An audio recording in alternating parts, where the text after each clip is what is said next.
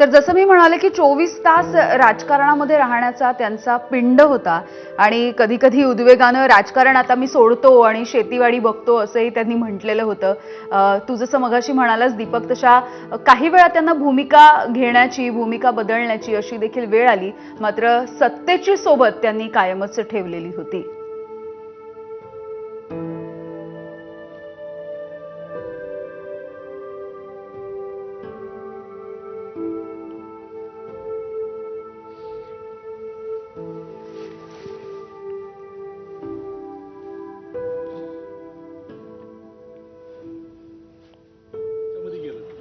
खड्डा आहे मोठा, खड्डा म्हणण्यापेक्षा ते आपण भराव केलाय स्लिप आहे ते भरावे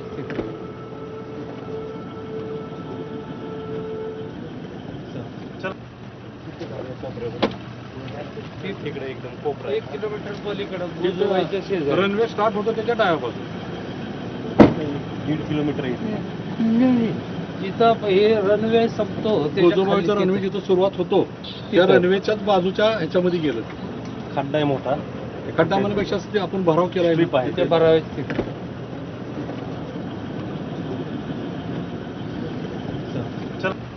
पवार कुटुंबियांचं कधीही भरून न येणारं असं नुकसान झालेलं आहे आणि रनवे स्टार्ट होतो त्याच्या डाव्यापासून 1.5 किलोमीटर इथं हे रनवे संपतो, गोजोबाईचा रनवे जिथं सुरुवात होतो त्या रनवेच्याच बाजूच्या ह्याच्यामध्ये गेलं। खड्डा आहे मोठा, खड्डा म्हणण्यापेक्षा ते आपण भराव केलाय स्लिप आहे ते भरावे ज्या वेळेला ही बातमी पवार कुटुंबियांना समजली त्यावेळेला शरद पवार, सुप्रिया सुळे, सुनेत्रा पवार हे सगळे दिल्लीमध्ये होते आणि दिल्लीमधून या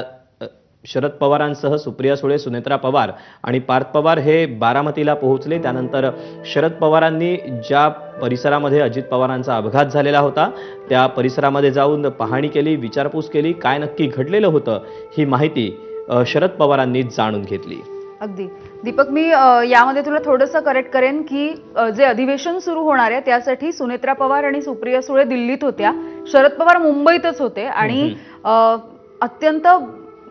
दुर्दैवी अशी ही घटना घडल्याच्या नंतर खरं तर डॉक्टरांच्या उपस्थितीमध्ये शरद पवारांना ही बातमी सांगावी लागली। कारण आपण अर्थातच याचा एक माणूस म्हणून किंवा नातेसंबंध जे आपण जपतो त्यामधून विचार करू शकतो की ज्या मुलाला अंगाखांद्यावरती खेळवलं, ज्या मुलाला मोठं केलं, ज्याला इतकी वर्ष आपलं बोट धरून ज्याला राजकारणामध्ये आणलं, त्या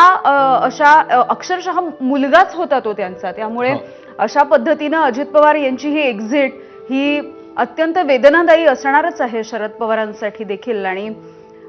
जेव्हा ते या विमानतळावरती उतरले बारामतीमध्ये तेव्हाची दृश्य आपण दाखवत होतो आणि तेव्हा त्यांनी ही माहिती जाणून घेतलेली होती। एकीकडे केंद्राचं अर्थसंकल्पीय अधिवेशन सुरू होत आहे तर दुसरीकडे त्यानंतर लागलीच आपलं राज्याचं देखील अर्थसंकल्पीय अधिवेशन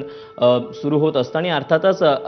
गेल्या काही वर्षांमध्ये अजितदादांनी अर्थ खातं सांभाळलेलं होतं, अर्थमंत्री म्हणून देखील त्यांचं त्या खात्यावरची पकड आपण पाहिलेली होती आणि स्वाभाविकच ज्या वेळेला आता अर्थमंत्री म्हणून पुन्हा एकदा अजित पवार राज्याचं जे बजेट आहे ते मांडताना आपल्याला पाहायचे होते, मात्र कदाचित हे नियतीच्या मनात नव्हतं। जे बजेट असतं राज्याचं ते सादर करताना सुद्धा अजित पवार हे कायमच काही शेअर करायचे, काही टोले लगायचे आणि त्या दरम्यान सुद्धा अजितदादा जे सभागृहातलं जे वातावरण असतं ते सुद्धा हसत खेळत ठेवलेलं देखील अजितदादांनी आपण पाहिलेलं आहे। अगदी, म्हणजे तू म्हणतोस ना की एखादी गंभीर काहीतरी चालू आहे आणि अशा वेळेला ते फारच अनावर होत असताना त्या परिस्थितीमधून मिश्किलपणे मार्ग कसा काढायचा हे आपल्याला अजितदादांकडून शिकायला मिळालं अर्थातच। त्यामुळे राजकारण हाच श्वास ध्यास आणि हाच त्यांचा पिंड होता जो त्यांनी वर्षानुवर्ष जपला। अनेक जण, म्हणजे तू मगाशी ज्या जनता दरबाराचा उल्लेख केलास तर अलोट गर्दी तिथे देखील असायची, म्हणजे अजित पवार येण्याच्या